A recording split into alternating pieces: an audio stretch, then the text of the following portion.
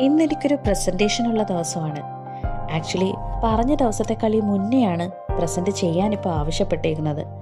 അപ്പോൾ അതുകൊണ്ട് തന്നെ അതിൻ്റേതായ ഒരു ചെറിയ ടെൻഷൻ എനിക്കില്ലാതെയില്ല. പറയുന്നത് ശരിയാവുമോ, പ്രിപ്പയർ ചെയ്ത് വെച്ചതുപോലൊക്കെ പറയാൻ പറ്റുമോ, കാര്യമായിട്ട് പ്രിപ്പയർ ചെയ്യാനായിട്ടുള്ള ടൈമും കിട്ടിയില്ല, എന്തായി തീരും എന്നൊക്കെ ഉള്ളൊരു ടെൻഷനും ആൻസൈറ്റിയും ഒക്കെ എനിക്കുണ്ടായിരുന്നു.